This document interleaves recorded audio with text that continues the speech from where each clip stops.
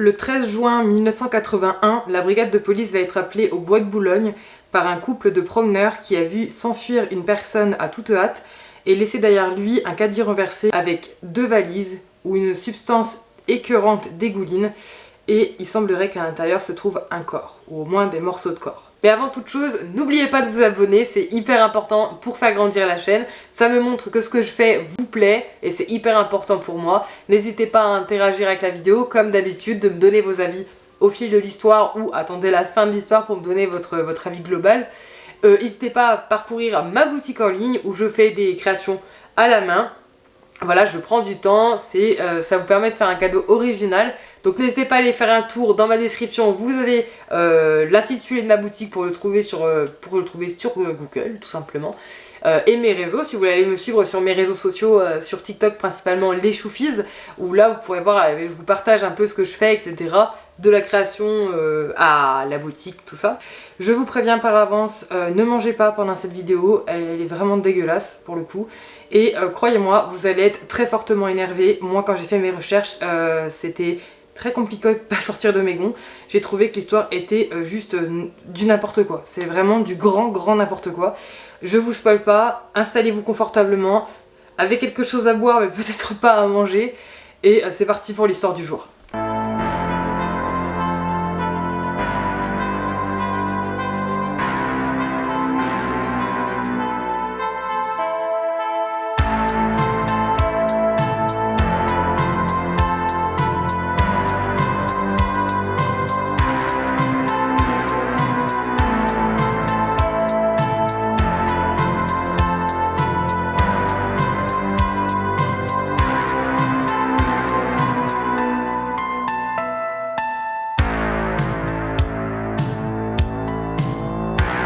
Donc notre histoire prend place en France tout simplement, du côté du bois de Boulogne, où un couple de promeneurs va apercevoir un homme avec un caddie qui dévale une pente.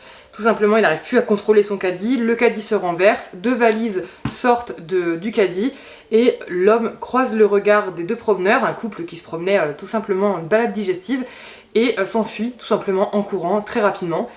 Le couple s'approche des valises et se rend compte que déjà il y a une odeur autour de ces valises et il y a une substance rougeâtre qui en sort. Ils ouvrent un peu et ils se rendent compte que voilà, il y a des choses pas très cool à l'intérieur, donc ni une ni deux, ils appellent la brigade de police qui vient tout de suite sur les lieux. À leur arrivée, la police va tout simplement contrôler les 2 valises et s'apercevoir qu'effectivement à l'intérieur de ces dernières se trouvent des morceaux de corps découpés, d'où ce liquide rougeâtre qui sortait étant donné que c'était du sang. Donc la police va tout transporter à la brigade pour analyse et évidemment lancer une enquête tout de suite puisqu'il s'agit évidemment d'un homicide, on ne se retrouve pas dans une valise par hasard. Donc dès le lendemain la police va lancer un appel à témoins pour essayer de trouver la personne qui s'est enfuie à toute hâte. Peut-être que quelqu'un l'a aperçu, hein, un homme qui s'enfuit en courant dans le bois de Boulogne. Bon, c'est peut-être pas anodin, donc avec l'appel à témoins, ils espèrent avoir au moins quelques pistes puisqu'ils n'ont pas grand chose. Et effectivement, très rapidement, ils vont recevoir un appel d'un chauffeur de taxi qui va leur dire qu'effectivement lui, il a pris un homme asiatique pour une course qui l'amenait justement au bois de Boulogne et que cette personne transportait 2 grosses valises. Grâce à ce chauffeur de taxi, après 3 jours d'enquête, on va réussir à remonter la piste jusqu'à une personne, surtout que le chauffeur de taxi évidemment se souvenait de l'adresse du domicile de cette personne puisqu'il avait été la chercher à son domicile.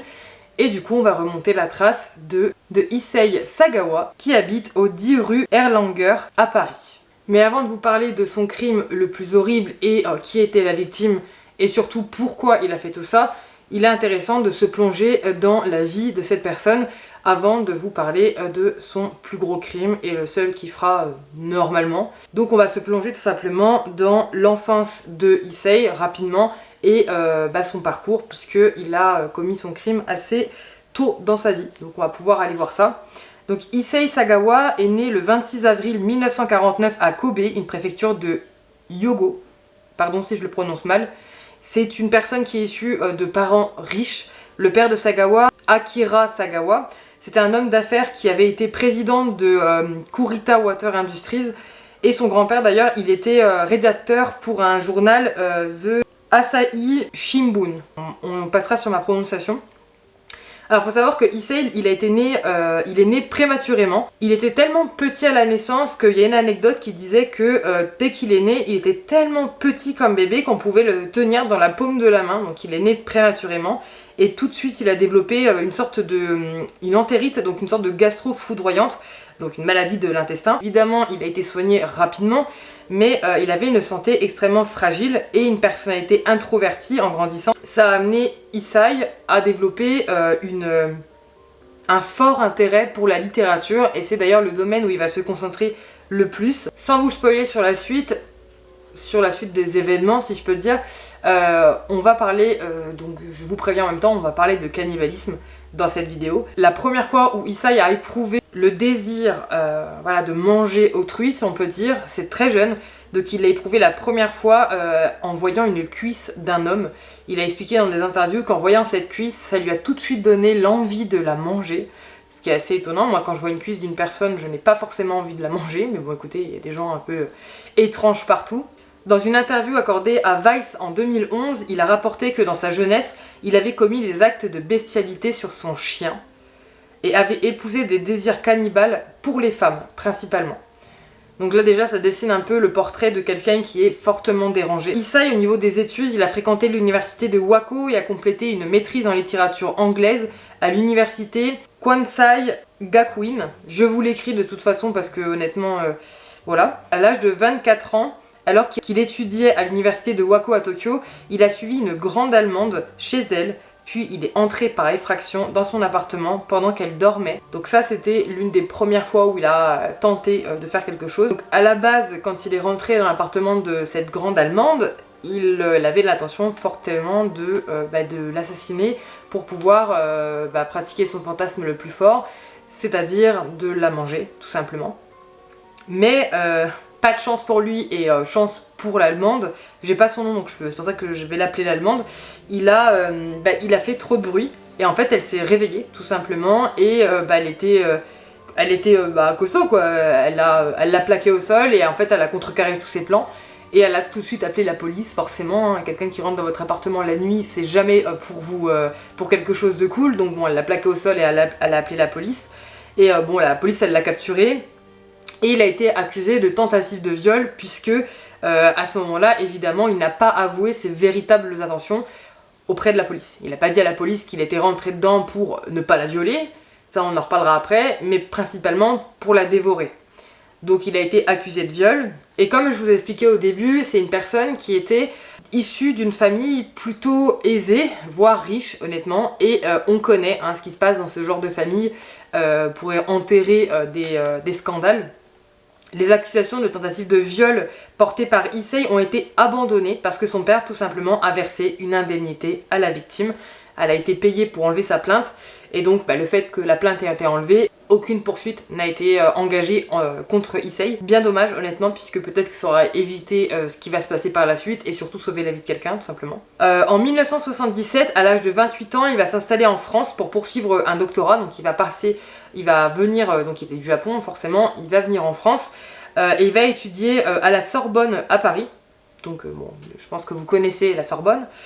Il a déclaré que lorsqu'il résidait à Paris, donc je le cite, « Presque tous les soirs, je ramenais une prostituée à la maison et j'essayais ensuite de le tirer dessus, mais pour une raison quelconque, mes doigts se gelaient et je ne pouvais pas appuyer sur la gâchette. » Donc il a essayé maintes et maintes fois de réussir son acte, il y arrivera malheureusement, mais ça n'a pas été une impulsion, si vous voulez, même si c'est quelque chose qu'il avait en lui depuis toujours, ça s'est pas fait sur un coup de tête, ça faisait longtemps qu'il y réfléchissait, ça faisait longtemps qu'il imaginait cette scène et qu'il essayait de le faire, mais il n'avait jamais eu le cran d'aller jusqu'au bout. Donc notre histoire nous emmène au 11 juin 1981 où Issei, alors âgé à cette époque-là de 32 ans, va inviter une camarade de classe de la Sorbonne, Renée Hartevelt, une néerlandaise, à venir dîner dans son appartement, donc au 10 rue Erlanger à Paris, sous prétexte tout simplement de traduire de la poésie et de travailler sur leur sujet, la littérature, ensemble. La jeune femme se méfie pas du tout, peut-être qu'en cours il était plutôt agréable, puis bon honnêtement je vous le dirai jamais assez, mais on ne connaît pas réellement les gens, c'est incroyable à quel point on peut se rendre compte que des personnes peuvent paraître extrêmement gentilles, extrêmement doux, et en fait ils peuvent se révéler être les pires déchets de l'humanité. On ne comptera jamais le nombre de tueurs en série qui avaient une vie totalement banale et que quand on interroge leurs voisins, leurs proches, des gens qui sont pu côtoyer, personne ne se doutait. Et parfois c'est souvent même des gens extrêmement gentils, extrêmement bienveillants, qui donnent de leur temps, qui aident les personnes. Donc vraiment on ne connaît jamais assez. L'être humain est très particulier. Donc à la base évidemment, René va chez lui dans l'optique de travailler, de passer un bon moment dans la soirée, dîner avec lui, voilà, sans autre arrière-pensée. Tandis que Issei avait un plan tout construit dans sa tête, ça fait longtemps qu'il l'attend ce moment, ça fait longtemps qu'il se défile, ce soir ce sera la bonne, il ira jusqu'au bout. Il invite René dans son appartement, il a préparé le dîner. Dans certains articles, ils disent que, soi-disant, il aurait avoué sa flamme à René, qu'il l'aurait repoussé et ça aurait eu les conséquences qui vont suivre. Mais je ne l'ai pas vu dans beaucoup d'articles, déjà, premièrement. Et deuxièmement, vu le passif de Issei, j'ai du mal à croire que c'était juste parce qu'il était colérique et que c'était en gros un crime passionnel parce qu'il avait été refoulé. Je pense plutôt que cette personne a calculé ses gestes et savait exactement ce qu'il faisait, sachant qu'il avait sélectionné René pas au hasard. En fait, il a sélectionné René particulièrement pour sa santé et sa beauté, des caractéristiques qui lui manquaient à lui, parce que lui, il se considérait lui-même comme quelqu'un de faible, de laid, de petit. Il mesurait 1m45, donc c'était pas un très grand homme, hein, 1m45, vous imaginez. Je fais 1m60 et je trouve, enfin 1m64. Les 4 cm sont importants. Et je trouve déjà que je suis petite, alors 1m45 effectivement, puis en plus un homme c'est pas très grand, mais bon, c'est pas grave. Et en fait, il affirmait qu'en mangeant sa chair, il allait absorber son énergie et potentiellement même sa beauté, son charisme. En fait, le fait de manger la chair d'autrui allait apporter tout ce que cette personne représentait en lui. Voilà. Elle avait 25 ans, c'était une très belle femme, vous le voyez à travers les photos, et elle mesurait 1m78, donc une taille déjà pour une femme c'est grand, hein, ça fait une très belle femme. Je suis jalouse, j'ai besoin de mettre des talons et des beaux talons pour pouvoir arriver à peu près à ça, et j'y arrive pas, donc bon. Et du coup il l'a sélectionnée pour sa beauté en fait, tout simplement. Donc encore une fois ça prouve bien pour moi que c'était totalement intentionnel et que c'était calculé et prémédité. Après l'arrivée de René, elle va commencer à lire une poésie, adossée sur une chaise de bureau, et elle va se retrouver dos à Issei. Et il va en profiter du fait qu'elle soit dos à lui et qu'elle ne voit pas ce qu'il fait pour attraper son fusil 22 long rift, le pointer sur elle et lui tirer une balle dans la nuque. Il faut savoir qu'il a réalisé un enregistrement audio de la scène, sur laquelle on peut entendre la jeune fille réciter les vers en allemand sur la mort, puisque le poème qu'elle disait tragiquement c'était sur la mort, peut-être même que c'était même volontaire de sa part, hein, allez savoir. On entend le coup de feu étouffé par le silencieux de l'âme, puisqu'il avait pris quand même soin de mettre un silencieux, il habite dans un appartement, alors un coup de fusil ce serait trop vite entendu, et on entend le son de la chute du corps de René sur le sol. Et on va entendre également un autre choc après, puisque Issei, après avoir commis son acte, va tout simplement perdre connaissance et s'évanouir sur le sol. Juste derrière, il va s'évanouir parce que forcément c'est quelque chose de très graphique hein, quand on tire une balle à bout portant. Mais quand il va se réveiller, il va être très content, puisqu'il a enfin réussi à aller au bout de ce qu'il voulait et réaliser partiellement pour le moment son fantasme le plus grand. Chacun ses fantasmes. Sans surprise, enfin, est-ce que c'est une surprise si je vous dis qu'une fois avoir assassiné René, il va tout simplement abuser de son corps, post-mortem, bien évidemment. Vu la description du personnage, ça m'a pas étonné quand j'ai lu. Je trouve ça abominable, mais c'est pas tout. Et il va décider de passer à son fantasme ultime, c'est-à-dire se nourrir de chair humaine et de pouvoir absorber l'énergie de René. Pour ce faire, au début, il va essayer une méthode naturelle, on va dire, donc il va planter sa mâchoire dans la peau de René et essayer d'en extraire des morceaux directement avec sa bouche et ses dents. Mais il va se rendre compte rapidement que c'est très compliqué, c'est dur, et que ses dents sont pas assez tranchantes pour prélever ce qu'il a envie de prélever, sans rentrer dans le détail à proprement parler. Donc tout simplement, il va quitter son appartement, bon après c'est peut-être nettoyé quand même pour éviter que dans la rue on voit ce qu'il a fait, et il va aller acheter un couteau de boucher. Voilà, à l'épicier du coin, le 24-24 qui est ouvert toute la nuit. et rentrer chez lui comme si de rien n'était. Et une fois qu'il sera rentré chez lui, il va s'atteler à découper des parties du corps de René pour pouvoir s'en délecter. Il va consommer plusieurs parties du corps de René, il va commencer par ses seins, il va poursuivre sur le visage, ses fesses, ses pieds, ses cuisses et son cou. Il va les cuire ou les manger crus, vraiment peu importe. Et il va admettre plus tard, alors attention, je vous le dis, c'est très cru ce que je vais dire, et c'est franchement horrible. C'est franchement dégoûtant. Donc si vous voulez pas entendre la phrase qui suit, skippez un peu, parce que c'est vraiment sale. Il va admettre dans une interview qu'il a avalé en fait le clitoris de René en entier, il va le gober, parce que en fait elle avait ses règles et que ça le dégoûtait, tout simplement. Le sang des règles n'était pas hygiénique, donc il l'a gobé. D'ailleurs, évidemment, je ne vous le montre pas sur la vidéo, mais la photo du corps de René est disponible sur internet. Enfin voilà, je vous le conseille pas forcément, c'est très choquant. Mais voilà, si y en a qui veulent voir ce que ça a donné, enfin voilà, c'est disponible sur internet, moi je vous la mettrai pas, mais c'est assez choquant. Donc il va manger, se goinfrer tout simplement, et il va prélever des morceaux et les mettre dans des sacs congélateurs et les mettre au réfrigérateur dans des petites assiettes comme la photo là que je vous passe, et va les mettre tout simplement, le garder pour plus tard dans son frigo, voilà, comme si c'était des merguez qu'on gardait de côté. Il va prendre 39 photographies au fur et à mesure qu'il dépece en fait avec un couteau la chair des os. Il va tout simplement photographier son avancée dans cette macabre aventure, j'ai envie de dire. Un peu comme Jeffrey Dahmer qui prend des polaroïds de ses victimes, lui a pris 39 polaroïds, enfin 39 photos en tout cas de son œuvre d'art, hein, puisque je peux l'appeler comme ça, vous allez voir, il le considère comme tel. Et en fait le problème c'est qu'il n'a pas de gros congélateur. Il a un frigo où il va entreposer la viande qu'il va mettre dedans pour la consommer plus tard, mais il n'a pas de congélateur pour garder le corps de René, le reste qui ne veut pas. Et le problème c'est qu'au bout de quelques jours, elle va commencer, la décomposition va commencer, donc les odeurs, il y a du liquide quand c'est comme ça, c'est très c'est désagréable, il y a une très forte odeur, et le problème c'est qu'il peut pas le congeler et il peut pas s'en débarrasser comme ça, et il vit en appartement, donc il sait pertinemment qu'il y a un moment donné où ça va sentir et que les voisins vont être alertés. Ça me fait penser aussi à Jeffrey Dahmer, mais pour le coup les gens l'ont senti, ont alerté, mais ça n'a rien donné. Bon, cette histoire avec Jeffrey Dahmer, bon, je n'en ferai pas une vidéo puisqu'elle est extrêmement connue, mais si vous ne connaissez pas, dites-le moi si vous voulez une vidéo dessus, mais honnêtement c'est extrêmement connu. Vous avez des documentaires Netflix qui sont super bien. Le film est plutôt bien, même si je trouve qu'il romantise un peu trop Jeffrey Dahmer, donc c'est encore autre chose. Mais n'hésitez pas, c'est un sujet qui est incroyable. Il y a énormément de youtubeurs dans les faits divers qui en ont parlé, et leurs vidéos sont déjà très conséquentes et très bien expliquées. C'est un tueur en série qui a marqué, voilà, donc si ça vous intéresse, n'hésitez pas à aller faire un tour. Et donc du coup, il va décider tout simplement de découper le corps et de le placer dans 2 grosses valises. Donc on revient en fait au début de la vidéo. Il va les mettre dans 2 grosses valises, commander un taxi et demander au taxi de l'emmener jusqu'au bois de Boulogne. Donc évidemment, il charge dans le taxi les 2 grosses valises, c'est un homme, on s'en souvient, il a une allure assez particulière, il dégage quelque chose de particulier, donc le chauffeur de taxi, évidemment, c'est comme ça qu'il va le reconnaître par la suite, puisque il se souvenait en fait, tout simplement.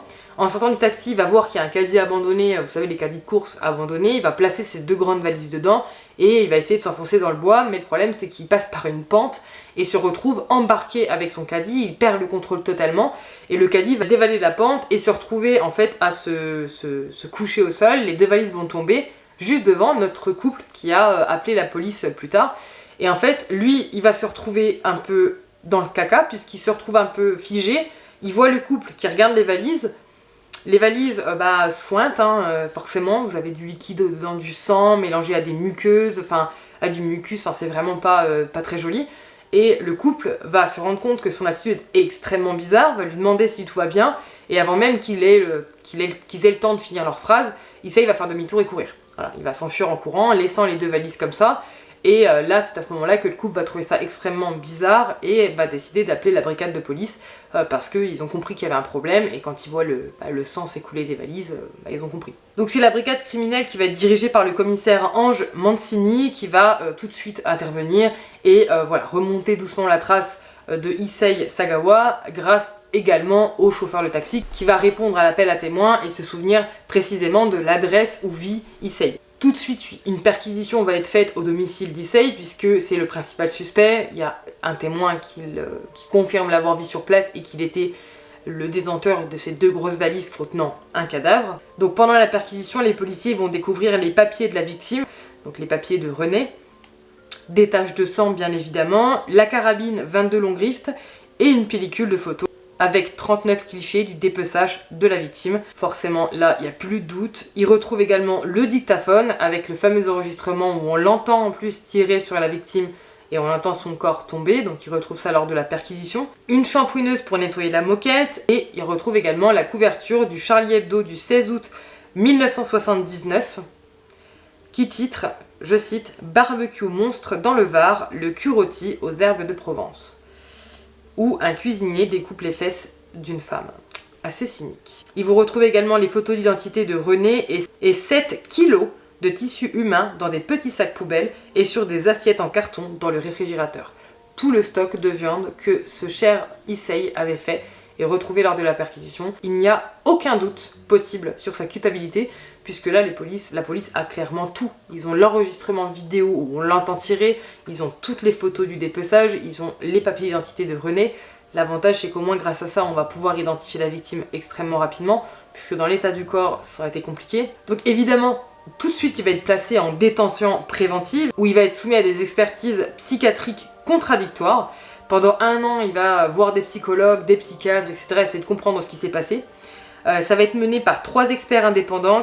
En fait, ces experts-là vont rendre une conclusion assez étonnante. Ils vont mettre, en fait, sur le dos d'une encéphalite qu'il a eue dans l'enfance, eh bien, le fait qu'il est complètement ailleurs. Et qu'il n'a pas d'inhibition à la violence, il n'a pas conscience du bien et du mal, ce qui fait, il a vraiment pas conscience de ça. Ils vont mettre ses pulsions cannibales sur le dos des rapports qu'il aurait eu avec sa mère, donc des problèmes qu'il aurait eu dans son enfance encore une fois, soi-disant parce que sa mère l'aurait obligé à manger pour survivre durant sa petite enfance. Donc moi j'ai pas eu plus de précision sur ça, mais ça me fait penser un peu à comme si on disait moi je sais personnellement que quand j'allais chez ma grand-mère et que je ne finissais pas mes petits pois, j'étais à table jusqu'à 16h. Si je voulais sortir de table, il fallait que j'ai fini mes petits pois. Enfin, c'était ça ou des pruneaux. Ah, les pruneaux, mon pire souvenir. Mais c'est pas pour autant que je me suis mis à manger des gens, parce qu'on m'a forcé à manger des pruneaux jusqu'à 17h. Voilà. Mais voilà, ils attribuent ça là-dessus. Écoutez, c'est pas mon métier, hein, je peux pas dire si...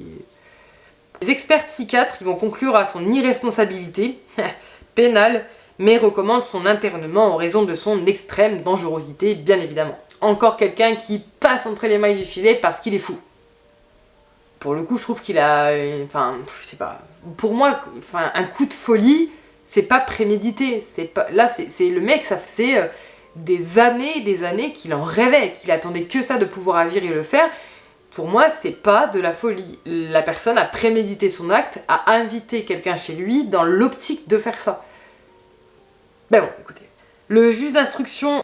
Jean-Louis Bruguière va se ranger en fait tout simplement derrière l'avis des experts, hein, il va être complètement d'accord avec leur compte-rendu et il va du coup prononcer un non-lieu, hein, bien évidemment, au titre de l'article 706-125 du Code de procédure pénale. Donc Issei va être interné 1 an à l'unité pour malades difficiles de Villejuif avant d'être transféré au Japon où ses parents le placent dans un hôpital psychiatrique Matsuzaya de Tokyo le 21 mai 1984. Bah oui. Donc en France, un non-lieu va être prononcé pour son crime, donc René ne sera absolument pas vengé, si je peux dire. Enfin, son crime ne sera pas puni, tout simplement. Genre, il a tué quelqu'un, mais oh, il est fou, écoutez. Il a interné quelque temps en France, 1 an, puis il va être expatrié au Japon, au retour là-bas, et puis voilà, quoi, tout simplement. Une petite lueur d'espoir va naître quand un nouveau collège d'experts japonais va se pencher sur son cas, et eux déclarer qu'il est complètement responsable de ses actes. Pour eux, il n'est absolument pas fou, ce qu'il a fait était calculé, et il est responsable de ses actes. Chouette! Eh bien non. Le problème, c'est que le non-lieu prononcé en France a un caractère définitif et interdit aux autorités japonaises de le rejuger. Donc tout simplement, le fait qu'il ait été déjà jugé en France et reconnu non coupable, en fait un non-lieu, empêche la justice japonaise d'entrer en jeu. Il peut pas être jugé 2 fois pour la même affaire. Voilà. Donc le non-lieu en France, c'est tout. Issei bénéficie donc d'une des règles de droit international favorable aux prévenus et va tout simplement être libéré le 13 août 1985.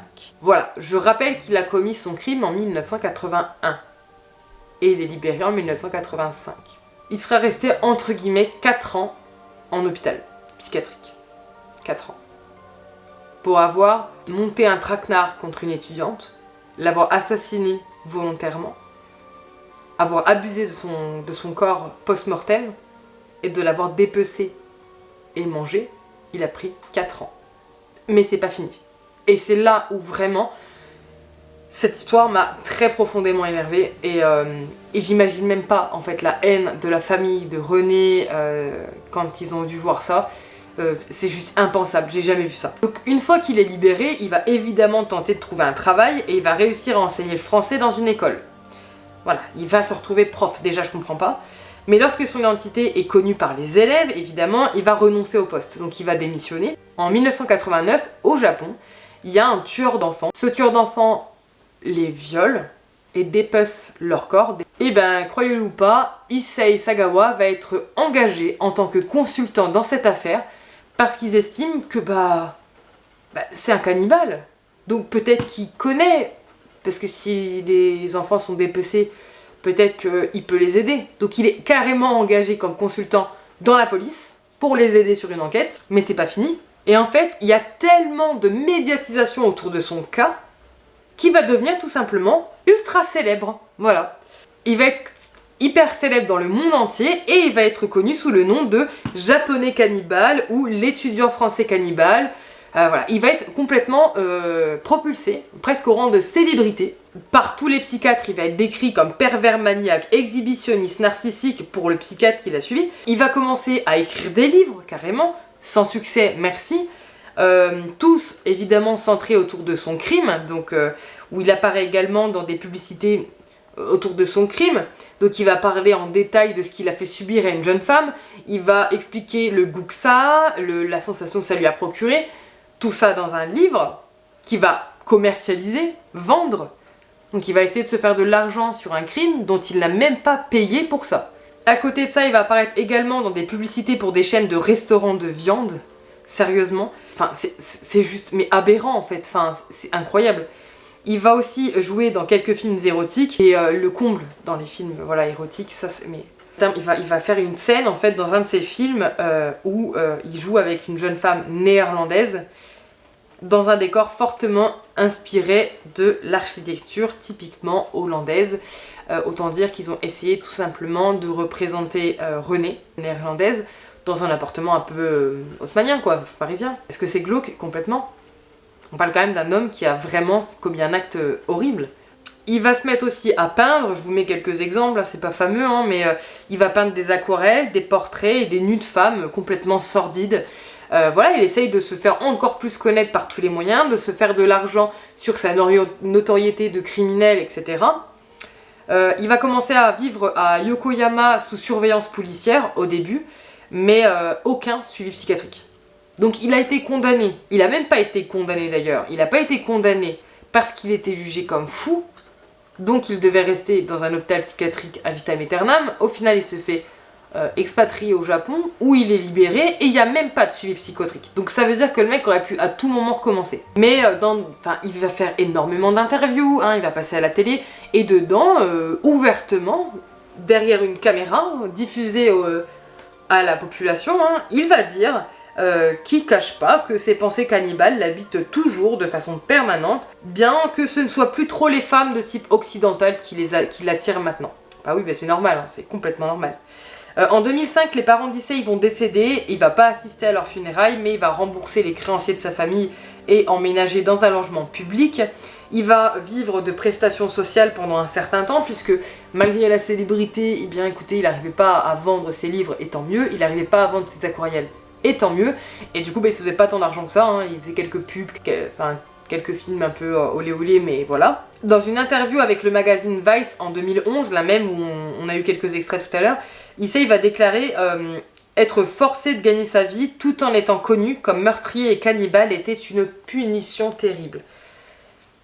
En 2013, il va être hospitalisé suite à un infarctus cérébral qui a endommagé de façon permanente son système nerveux, pauvre petit chou. un peu plus tard, il va vivre avec son petit frère en fait, qui va en fait tout simplement être son aide-soignant, puisqu'il va être complètement...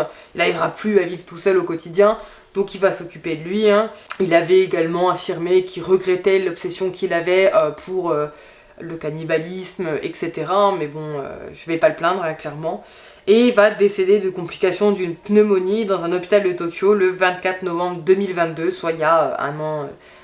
il y a un an et demi, quelque chose comme ça, et il était âgé de 73 ans au moment de sa mort. Ce qui me rend dingue dans cette histoire, et vous pouvez regarder sur internet, je vous mets quelques trucs là, mais il y a des films qui ont été faits sur lui, il y a même un film, alors je suis pas certaine, j'ai essayé de trouver l'info, j'ai pas réussi, c'est lui qui joue dedans.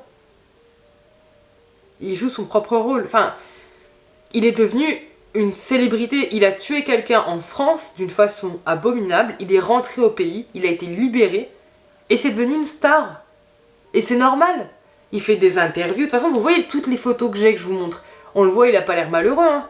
C'est des décors, il est en interview, et ceci et cela, mais non, mais c'est une star. Il était considéré comme un homme libre. Ah, il a été en Occident, il a tué quelqu'un, il n'a pas été vraiment condamné. Il y a des affiches, ce truc. Il a été engagé comme critique culinaire pour de la viande. Mais c'est quel genre d'absurdité? Enfin, c'est... Je vous assure, cette histoire m'a énervée. Parce que je me dis, mais on dit toujours la justice est pourrie, mais là, vraiment, quoi. Waouh, bah excusez-moi, je m'emballe un peu parce que je vous assure que ça m'agace. Parce qu'en fait, je me mets à la place de la famille de la victime, je me mets à la place de tous ces gens qui n'ont pas eu de justice pour leurs proches, tout simplement. On n'en parle pas de cette personne qui a été tuée qui avait rien demandé et qui se retrouve en fait dévorée par un mec complètement dérangé. Mais pour moi, pas assez dérangé pour dire qu'il n'est pas responsable de ses actes. Il avait prémédité ce qu'il allait faire. Donc pour moi, si tu as conscience de faire une préméditation, tu sais ce que tu fais. Enfin bon, écoutez, voilà.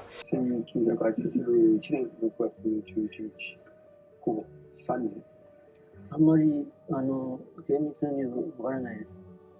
ただ妄想の中で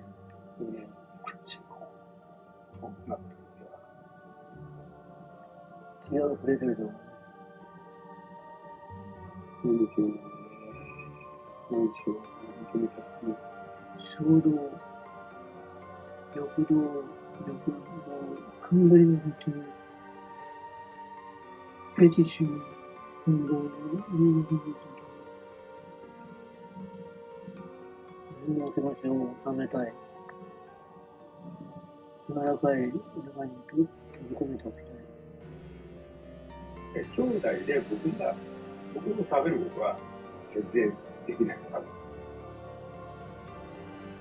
Voilà pour cette histoire, je sais pas si vous la connaissiez, moi je la connaissais pas du tout honnêtement, je suis tombée dessus comme d'hab par hasard, vous avez l'habitude, je vous le dis à chaque fois. N'hésitez pas à me le dire dans les commentaires si ça vous a plu, n'hésitez pas à interagir avec la vidéo, la commenter, la liker, ça serait super top comme d'habitude. N'hésitez pas à vous abonner, c'est hyper important, je le répète, c'est ce qui me montre que ça vous plaît. N'hésitez pas à aller faire un tour sur ma boutique si c'est pas déjà fait. Si vous n'avez pas été voir, n'hésitez pas à aller la checker. Dans ma description, vous avez le lien en fait. Et sur ce, bah écoutez, je vous souhaite une agréable soirée, une agréable journée, une agréable matinée. Je ne sais pas à quel moment vous regarderez cette vidéo. Et sur ce, je vous dis adieu.